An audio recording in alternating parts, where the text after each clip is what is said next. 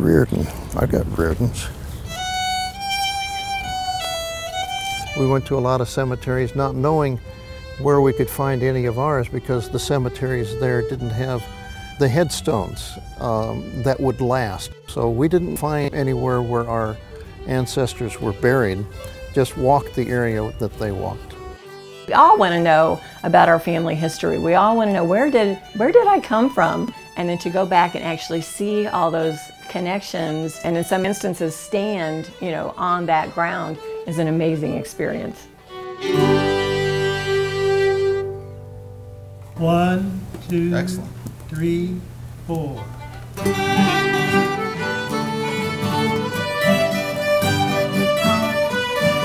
I always tell people I see the Irish Center, and my goal for the Irish Center is to be the living room of the Irish community. It's where people come, they gather, they talk, they have a pint. You listen to some fabulous music. We are one of the few Irish organizations that has a physical space. And so we want to make that available to anyone who has any interest in Irish heritage, in Irish literature, in the Irish community, anything at all. We want you to be able to feel like this is your home.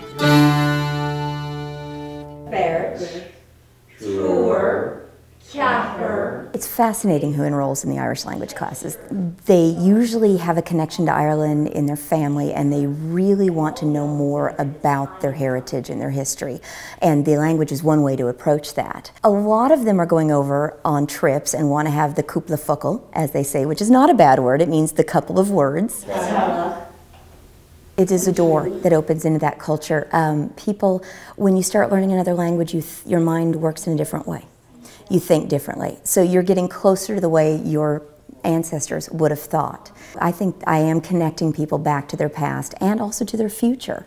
It's a joy, it's a passion, it's a duty. Not just literature, it's not just Irish history, it's science as well. We have this fabulous new library that we have been given thanks to John Forrest.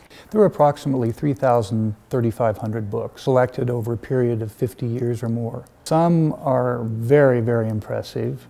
Some are very, very old. I was overwhelmed. I saw all the beautifully bound leather books. I saw the complete works of Jonathan Swift. We have a first edition of The Tower by Yeats. It's not just a bunch of scholarly works. There's things about Irish folklore, music, dance, everything. They're children's books, poetry. If you want to learn about your Irish history, culture, literature, this is a place to come. Genealogy, I think, at least when I first came here, it was kind of one of those hidden jewels. Wilson, and where did they live? And we had Barbara Scanlon and a few other volunteers get much more involved and give a lot more of their time. See if we can find him in the 1930 census. So that we really can say we are a wonderful genealogy resource. We can help you find what you need to take your research to the next level. And we went there and talked with Barbara and got a lot of good information from her and went to places where our grandparents had been and where they came from. It was neat. It was just neat to see how they live and know that's the way our family probably lived many hundreds of years ago. That's an awesome opportunity to be able to go back, but a lot of people never have that opportunity for a variety of reasons. So I feel like the Irish Center needs to be that place where it's as close as you can get to standing on Irish soil without having to go across the pond to do it. We want that in the feel that we give, in the services that we give, in the programming that we provide to people.